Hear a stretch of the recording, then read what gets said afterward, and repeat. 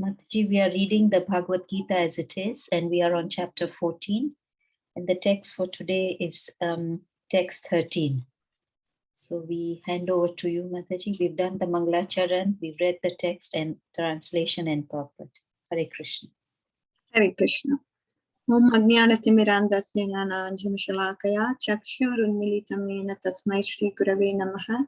Namo Om Vishnu Padaya Krishna Prashtaya Bhutale Srimate Bhaktivedanta Swamin Iti Namine Namaste Saraswati Devi Gauravani Pracharine Nirvishesha Shunyavadi Paschayata Deshatarine Jai Shri Krishna Chaitanya Prabhu Nityananda Shri Advaita Gadadhara Shivasadi Gauravakta Hare Krishna, Krishna Krishna, Hare Hare, Hare Rama, Rama Rama, Hare Hare. Jai Srila Prabhupada. All glories to the assembled devotees. I pray at each and every one of your lotus feet, all the Vaishnavas who have assembled on the call here, so you can give your blessings to me so that I may be able to speak the relevant words of Srila Prabhupada. Hare Krishna. Thank you. So it's a very interesting section, I would say, because we are talking about what is happening when the modes increase. When goodness increases, what happens? When passion increases, what happens? And today's topic of discussion is what happens when ignorance increases, right? It is a very, very relevant topic. It is also a very practical topic. So I'm planning on discussing a lot of things as far as practicality goes, how this can be applied in our day-to-day lives. So without any further ado, we can get started with this particular verse. I think I'm going to go over this verse first. And if we have time and if you don't have any questions, I can go over some previous verses so that you can have a better understanding. For today, we will get started with verse number 13 first and then go backwards if need be. Okay, so that is what we will do. All right. So now the verse says, let me go to database 1 second. Okay, it is a short purport. Aprakasho pravrittischa pramado mohayeva cha tamasyetani jayante vivrite kurunandana. When there is an increase in the mode of ignorance, O son of Kuru, darkness, inertia, madness, and illusion are manifested. So if you look at, I think 14.11, we have seen the use of word prakasha, that is used in the mode of goodness. Sarvadvareshu dehesmin prakasha upajayate. And then if you look at 14.12, we see lobha pravritti arambha. But now Krishna, he's using the word aprakasho pravrittisya. There is neither elimination of goodness nor the action of passion. So that is what it means. So what is there? It is pramado moha evacha. There is illusion. There is intoxication. There is madness. Pramado moha evacha. Tamasyetani jayante vivrite kurunandana. So Krishna, he is addressing Arjuna, kurunandana, like using these words, kurunandana. That means, Arjuna, you have a great connection. You have from a great dynasty. But you have to understand, the modes are so powerful. They are formidable. Vivrite, they can overpower anyone. They can overpower even you. Even though you come from Kurunandana. You have a great connection. You have great dynasty. You belong to a great dynasty. But the modes are so strong and powerful. So they can overcome anyone. We all know this modes, they are coming, it is the external energy of the Lord, right? It is coming from the Lord. So how powerful can it be? We can't imagine its power because it is directly coming from the Lord. It's not the internal potency, but the external potency of the Lord. But since it is coming from Krishna, it is very powerful. That is what is the understanding. Pramada moha evacha. Nidra is not mentioned because he's not talking about the necessary function, that is sleep. He's talking about unnecessary and undesirable aggravation of the modes. So within the modes, there is competition. That is what you probably saw in the 10th verse of Gita from 14th chapter. When one of the modes become prominent, that shakes up that person and it makes the person act in undesirable ways. Of course, in goodness, it could be better. But then, of course, in goodness, it is always desirable. But that also keeps one in bondage, right? Goodness is not going to make you free from bondage or the samsara cycle. But goodness is also getting you into this bondage. And in passion and ignorance, it is much worse. So we saw about that competition of the modes that are happening, the three modes. Tamasetani jayante. When tamoguna is more, that time pramado and moha are more. This is what is the understanding. So pramada means madness. There are two kinds. I mean, if you look at madness, so there is sadistic way of madness, wherein one wants to cause pain to others. By causing pain to others, actually one feels the pleasure himself. That is how a sadist by nature works. He wants to cause pain to others, and in the process of causing pain to others, he gets the pleasure for himself. And there is also masochism, where one causes pain to oneself and gets pleasure. So like cutting off the bodily limbs, he actually causes trouble. He whips himself, beats himself up. And in that process, actually, he is getting pleasure to himself. So this is what is tamoguna. Tamoguna is pramado and moha. So this pramada means madness, and moha means there are two kinds of this mentality, behavior. What is moha? Moha means sadism and masochism, where one tries to cause pain to others, and in that process, he derives pleasure. And then masochism, where one causes pain to oneself, and in that process, he gets pleasure to himself. This is what it means. These people, we can understand this is not normal. So in the mode of passion, if you look at it, say for example, there is male and female attraction. But when the mode of passion and mode of ignorance gets combined, the sexuality itself could be perverted in various different ways. People could start using unnatural sex. They could even beat their partners up, and they could do all sorts of things to get pleasure. So such a kind of sexuality is in the mode of ignorance. I'm just giving you examples to understand how mode of ignorance can act in a person. And pramado mohe vacha. So addictions are examples of this pramada, and moha is illusion, and all living entities an illusion. Thinking, what is this illusion that we are talking about? Moha, what is this illusion? This illusion is to think that we are this body. But in ignorance, not only this person is in moha about his spiritual identity. Of course, he knows he doesn't know about his spiritual identity. That is out of question. But he also doesn't have any idea about his own material capacity. That is the state of this person. A person in ignorance, he may be poverty stricken. Say, for example, he is very poor. But he may think, I'm a wrestling champion. I can beat anybody in this world. And, if somebody comes, I can just win over them and I can become the king of this world. So this is what happens with this person in mode of ignorance. You have to be very clear that this person, of course, he doesn't know about his spiritual identity, but he also doesn't understand his material capacity. So this is the understanding. That is why they are in illusion. Not only illusion means you're identifying yourself with the body. Yes, you are identifying yourself with the body.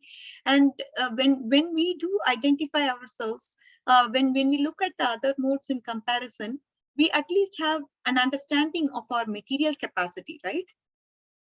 But this person in the mode of ignorance, he doesn't have that kind of understanding. Tamasetani jayante.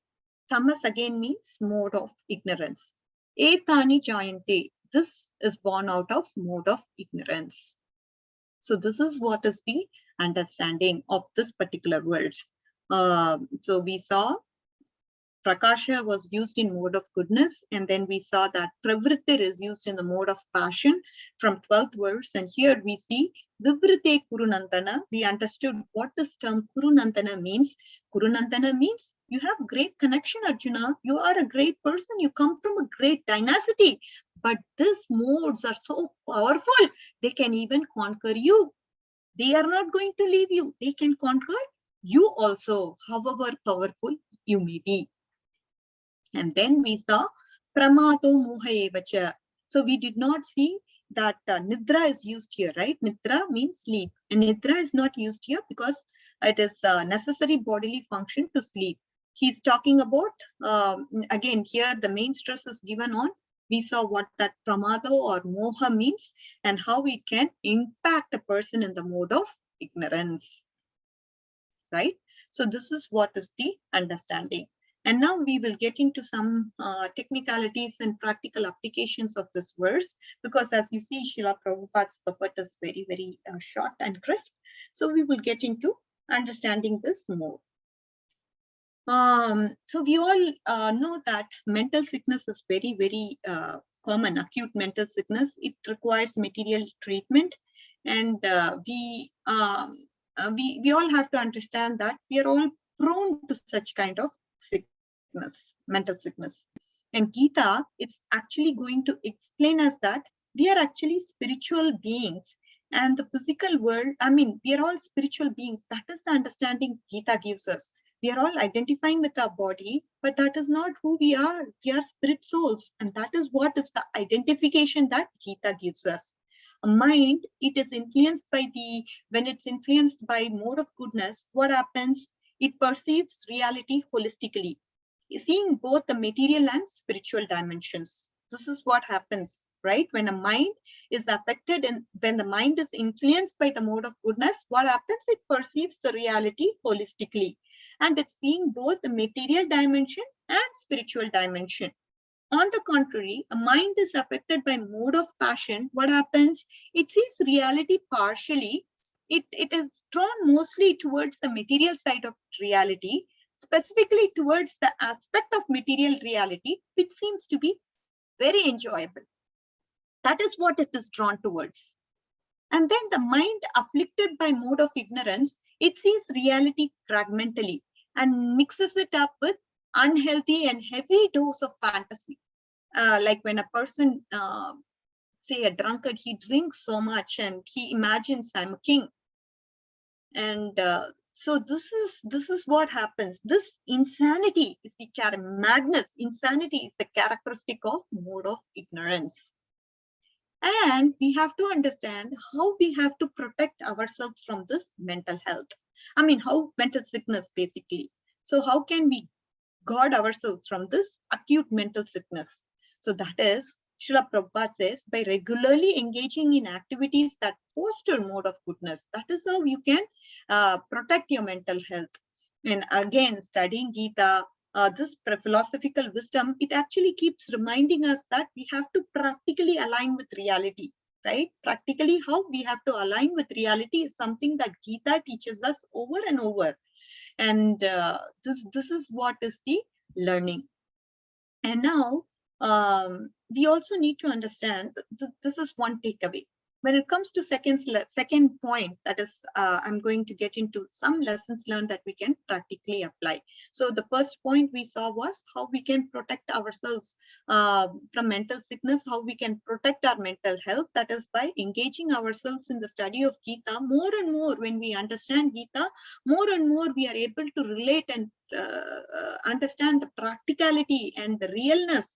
The realness is we are the spirit soul, and Gita makes us understand this over and over by giving us so many verses and helping us understand, oh, how are you supposed to get back to your original nature? How are you supposed to get back to understand that you're the spirit soul and you are dasanu das and you are meant to serve the Lord? How are you supposed to understand that? That is something that Gita stresses out.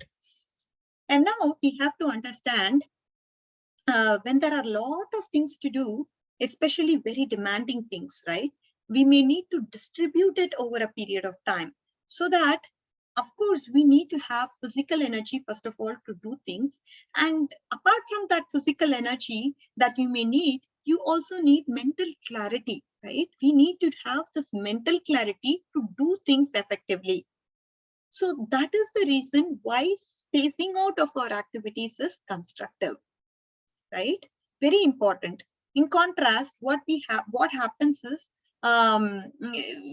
we don't think or do anything purposefully, and that's when it starts to becoming ineffective, right? Worse still, our thinking and active can become counterproductive also in some cases.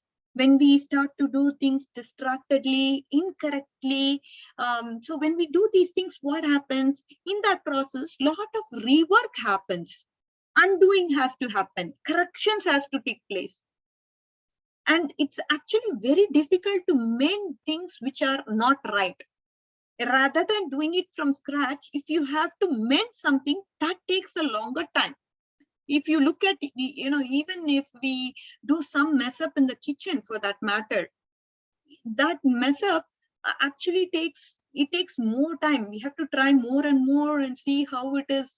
Is it good? Is it good now? Is it bad now? Is it good now? So many times we have to do this permutations and combinations to check to see if it is actually tasting better, right? Some mess up happens in the kitchen. It is difficult to undo things, and it takes a lot of time and energy, even more than what you have spent. It probably would have taken you 10 minutes to finish the job initially, but now it may take 1 hour. Who knows? So that is where we stress the point to say it could even become counterproductive or ineffective. So this, why am I talking about it? What is the relevance to this ignorance? What is the correlation here, you may ask? This spacing out state of consciousness is an ignorant state. So there is no clear reflection or tangible outer action. There is just simply illusion in this. This indicates the predominance of mode of ignorance. Okay, say for example, practically, we are thinking of some resentful or revengeful thoughts. What happens when we think of such things? What is the real practical thing that happens to us? This makes us feel agitated, right? We not only waste time thinking about that, but after some time thereafter, we have to actually recover from this agitation, this tension, this panic that we are causing to ourselves. So what happens? That is why it is said we have to space out. When we are spaced out, we unwittingly work against ourselves, right? So now Gita wisdom, that is the Bhagavad Gita, it actually helps us to raise our consciousness from this lower mode of ignorance and passion to higher mode of goodness. Of course, we should not be stuck in the mode of goodness. Ultimately, we have to reach the soul's natural state of transcendence. How can we do this? Of course, by focusing on Krishna, we become purified, we get some inner clarity to ourselves, we understand how much work can I stretch at this particular point of time? How often do I need to take breaks and regenerate myself? How often do I need that? What are the activities am I planning for this break? So through these contemplative breaks, we can learn from the past. Okay, what are all the things that I have committed as blunders in the past? How can I realign myself? And how can I plan for my future? Right? So this is definitely a learning, and spacing out of practical activities, again, with a devotional clarity, right? We have to be clear in what our goal is, what is our purpose, and again, optimize it as much as possible. We always say the statement, I don't have time. I don't have time. Everybody has time for their prioritizing activities. If you think I like to do it, you always have time for that, right? We never can say, I don't have time for an activity which you would love to do. So somehow we can squeeze it in. if you have the desire to do. So that is what we need to work on. Identify what are the activities that is going to give. See, Krishna, he is the pleasure giver. Everybody as a soul, we all seek pleasure. And who can give pleasure? Unlimited source of pleasure comes from Krishna. He is the only pleasure giver. Anandamayo Abhyasa. Every soul is looking for pleasure and happiness in this world. And Krishna, he is the pleasure giver. Others, they are all going to give you pleasure. You may think, okay, it is going to give you pleasure, but it is going to lead in disappointment. Or it could be temporary for that matter. So we all have to be intelligent enough to go to that person who is a pleasure giver. And then accordingly, when we do that, we will all get pleasure in our life. So this spacing out is very important, and it's a very practical point. That is application number 2. And then, so if you look at this person in the mode of goodness and in the mode of, so again, if you look at this material world, practically everything is analyzed in terms of these 3 modes: goodness, passion, and ignorance. So those in goodness and those in ignorance, they may look similar. So say, for example, when you're seated quietly in similar seats, on close examination, we may notice some small, minute differences. So what happens? How do you think this person in mode of goodness and person in mode of ignorance is similar? What is your understanding? If I ask this question to you, so those in mode of goodness, they are always involved in constructive thought. So whereas this person in the mode of ignorance, he is with the thoughts wandering aimlessly. Okay, that is how this person is in the mode of ignorance. So if the characteristic of this person in the mode of ignorance is neither contemplation nor action, it is just delusion. Okay, and in the mode of goodness, he is characterized by contemplation. Before every action, there is contemplation. Okay, and with passion, what happens? This person performs an action before contemplation. So these are the minute differences. Not a minute, I would say it's to an extent very large. Okay, are you all able to get this understanding? What happens is in the mode of goodness, we see that the person contemplative before doing any action. Because as I told you in my previous class with 14.6, I believe, this person actually is able to see the consequences of the action that he is performing. That is the person in mode of goodness. And then the person in mode of passion, he will worry about it later after performing that action. So there is no contemplation there.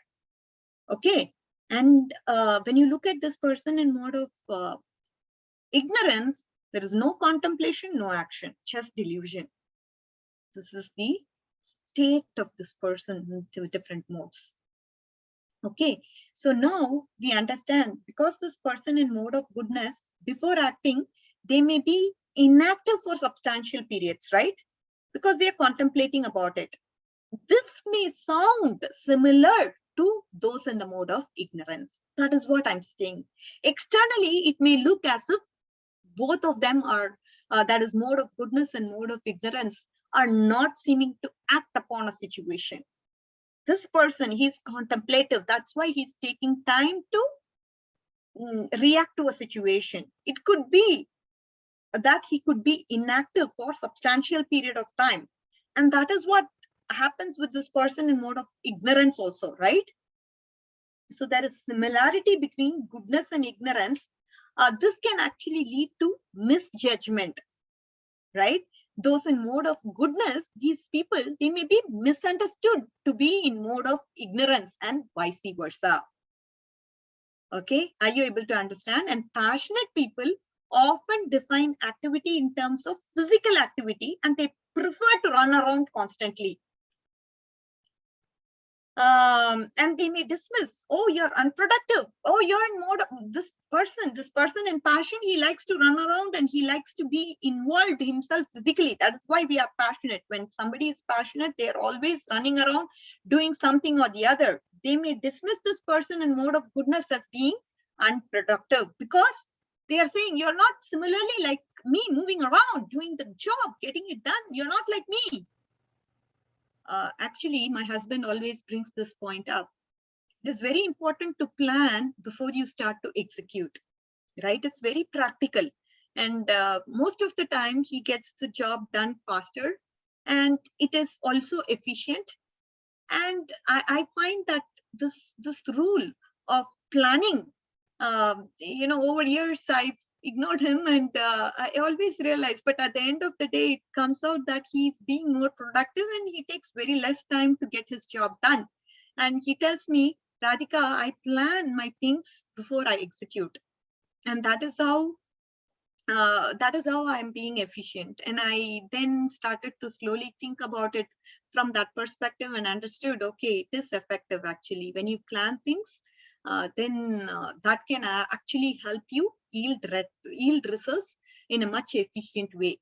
And it could also take a shorter duration, because a lot of effort goes into this planning. And even a mundane example in the kitchen, we all have our kitchen duties that we need to perform every day. There is always a question that comes to our mind: what am I supposed to cook, right? And if we plan it a day ahead or even the night before, it actually saves us a lot of time, rather than going into the kitchen, finding out, okay, what am I supposed to do, what is in the fridge, and what are the items I have. Instead, if we just do our due diligence before and then execute it the next day, it's much efficient, much faster, especially for people like me who are juggling between so many tasks, trying to space out different activities. So I think that comes very well in handy. So this is definitely a learning lesson for all of us.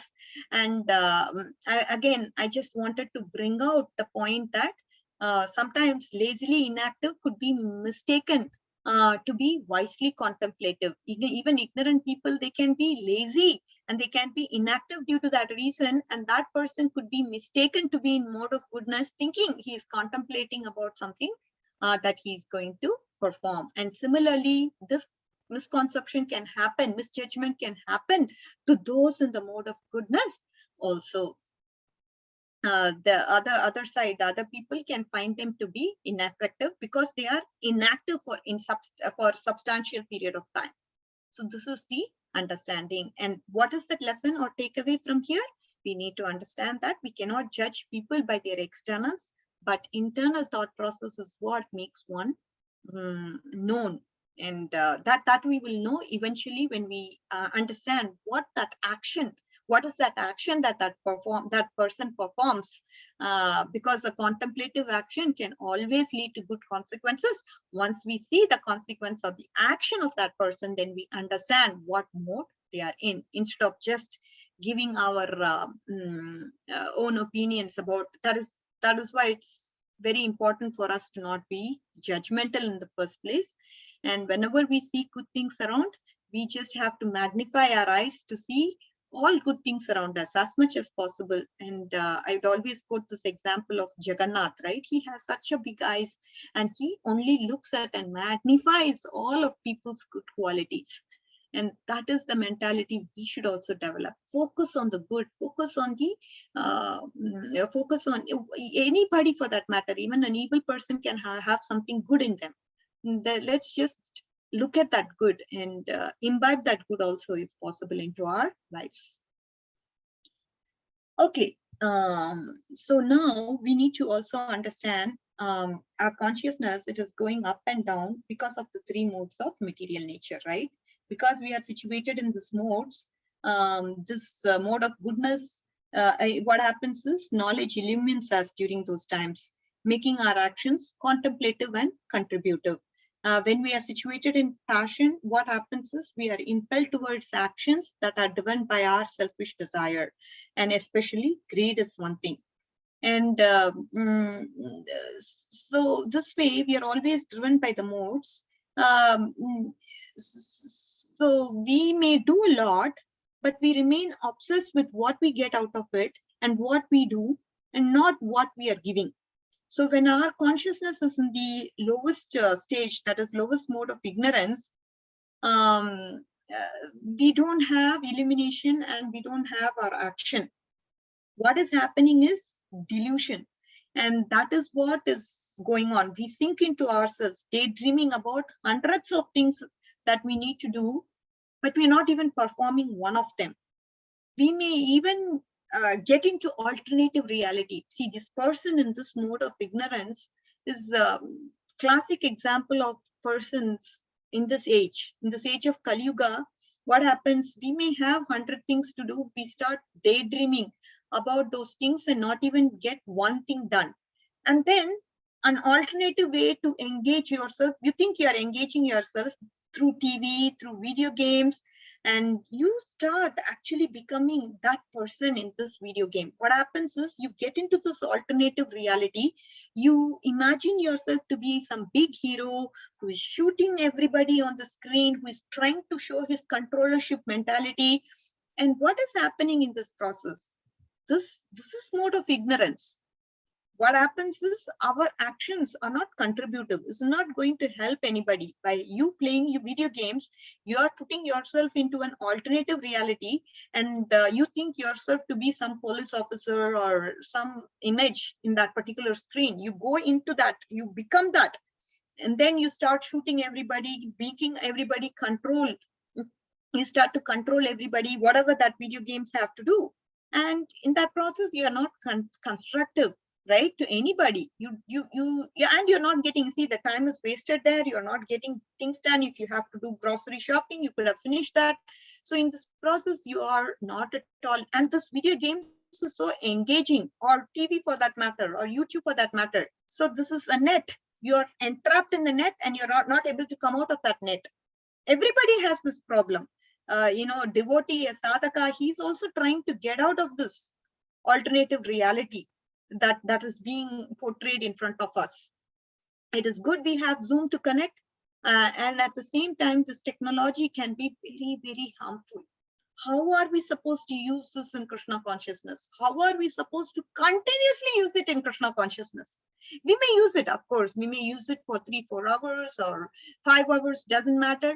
But then what about the remaining hours? Are we continuously using it for Krishna consciousness? That is something that we need to happen. I mean, that is something we need to ask ourselves. Are we doing it? Again, it is instruction for everybody. Whatever I'm saying, my dear devotees, it is including me. I always include myself, and I always put myself into this picture of all of you who are all there. Everybody is waiting for that opportunity where we can continuously spend time on Krishna and not be distracted with anything else. Social media, WhatsApp, alternate reality, YouTube, these are all the major distractions that we have. So we have to, as I said, ask ourselves this question: am I continuously using this in the service of Lord Krishna? I'm not saying that you are not at all using it in the service of Krishna, because right now we are all on a call, relishing Krishna Katha. But then how often are we distracting ourselves? That is something we need to ask and work ourselves slowly through it. Somehow we have to make sure our screen time is reduced, our time, because when we go into one thing, it just pops up and comes up another screen, another thing, this person, so many things come up. It's just not going to leave you. As I said, net entraps you. So we all have a higher purpose and we all have a bigger contribution to play. And investing time in spiritual practices, scriptural study, we have to raise our consciousness, and in that process, we become purposeful. That is how we can increase our consciousness, and that is how we can raise our consciousness by increasing the contributions to the spiritual processes, which is what spiritual practices, which is what we need to always weigh in and see how much time am I contributing in this versus that. And slowly over time, you should just try to reduce the other activity slower and slower and slower. At one point, you will have complete control and make all of that time that we have on spiritual subject matter. This is how we raise our consciousness. And that is why these modes play a very, very important role.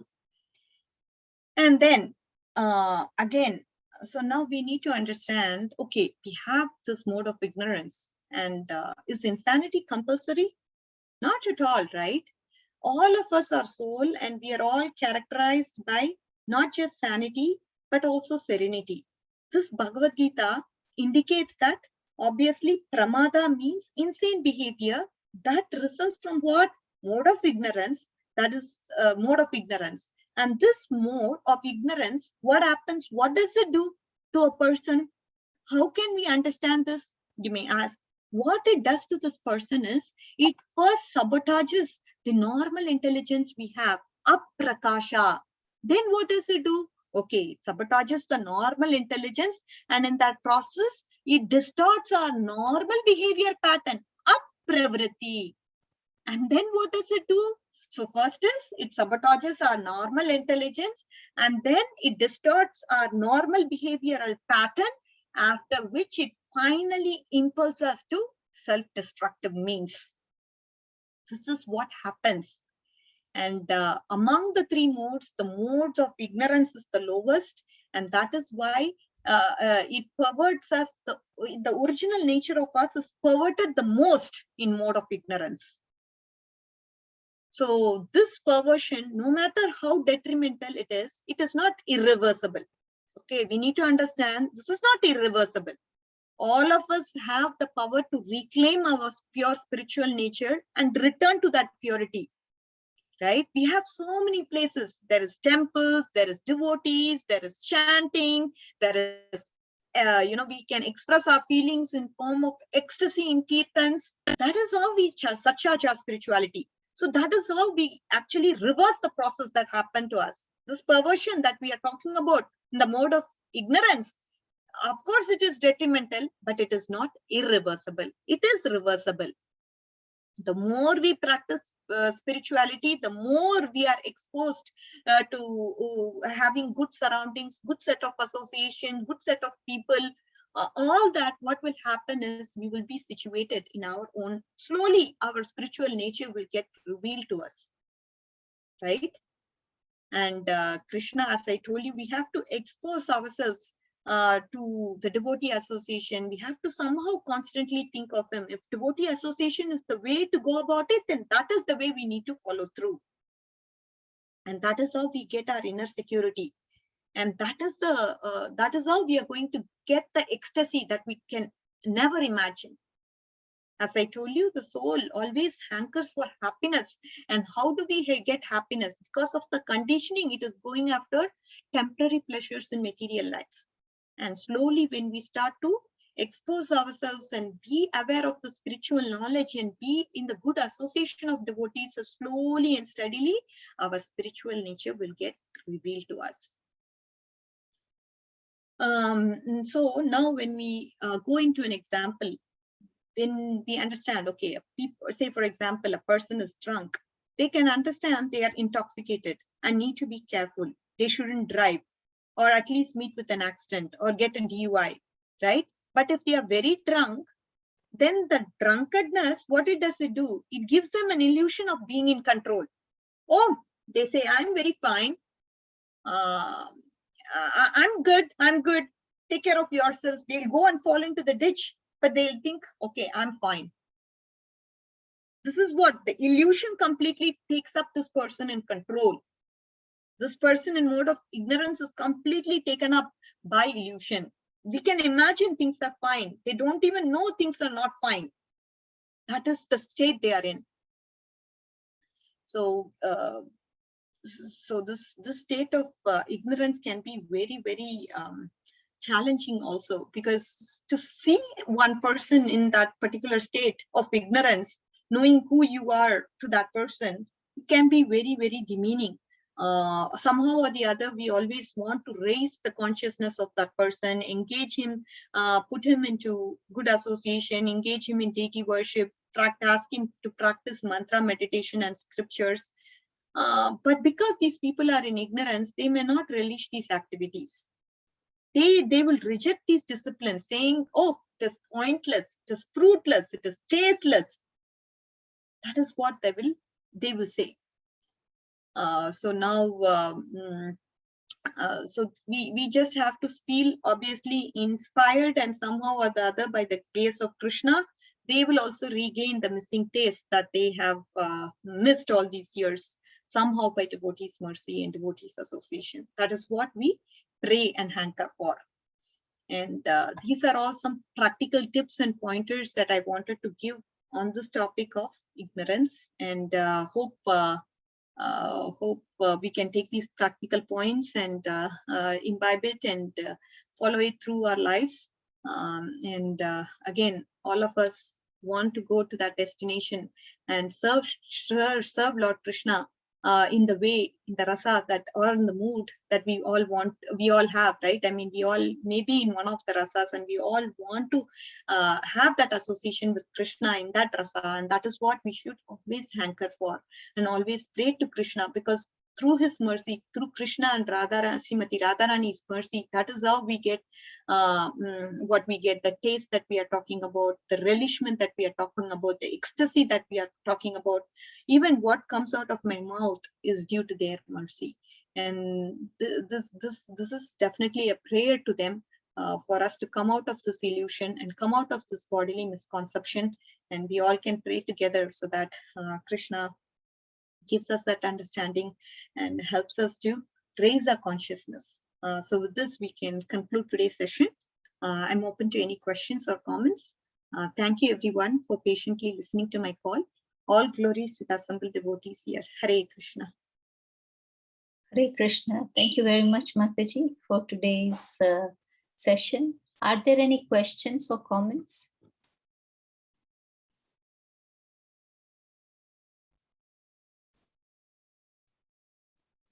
I guess there are no questions or comments, but Mataji, I could probably share something. As you were talking, I was thinking about the coronavirus, and I was thinking about them, how they infect us and then take over the machinery of the cells. So it's like the mode of ignorance. They take over and then they destroy. So I think that was quite relevant. And then another question I had is, when Prabhupada was in America and he was with the hippies, were those devotees, I mean, now they are all exalted devotees, were they in the mode of ignorance at that time? Or what mode were they in? Yes, Mataji, most of them, especially the hippies that you're talking about, they were all in the mode of ignorance. And when purity comes in contact with impurity, if we as sadhakas get in touch with impure people, we may get polluted. We may try to act and follow them. Say, for example, coming to America, there are so many things that we are not supposed to do, be it eating meat or drinking alcohol, all that. But as a fashion, our Indians also start to operate and become like them. So this is how we are influenced. But Srila Prabhupada, he was not at all influenced. Instead, he was influencing people. He was, in fact, there are two people, I just forget their names. These two devotees, they were drug addicts, and he was able to reform their lives also. Oh, you know what? The ecstasy that you are getting in marijuana, you are going to get it in by chanting Hare Krishna Mahamantra. Try chanting the Kirtan with the association of devotees. See what difference it is going to make to your lives. And this was the way in which he propagated the movement, and he was able to convert the hippies to happies, right? And again, keeping to the point that he was not at all influenced. He was able to raise other people's consciousness, but in turn, he was not at all affected. So we as sadhakas, we have to always be careful. Coming into association with people is no joke, because they can influence their ideas, thoughts upon us, and we always have to be alert of that. I think you have to be in a very strong position, or not even in the mode of goodness, to be not affected by any modes. So Srila Prabhupada was definitely transcendental. Hare Krishna. Are there any other questions or comments? Mataji, there are no more questions or comments for today. I think we are about to exhaust our time as well, Mataji, so we can conclude the session. I'll hand over to Path Prabhuji. Path Prabhuji, Hare Krishna. Danvat Pranam Prabhuji. Hare Krishna. Thank you very much. Mataji, you are described so many things, also giving so many examples how to overcome the mood of ignorance and come to the mood of goodness. Also the association of the pure devotee, reading the Bhagavad Gita and chanting, and so many things you are giving. Also giving the example of the mood of passion and so many things. There is nothing to tell because already you covered many things. So I thank you for your wonderful time and giving your classes. Also, I thank all the devotees who joined here in this assembly. I request every devotee, please unmute yourself and chant Hare Krishna mantra for glorification of Her Grace Radhika Kasturi Mataji. Please join.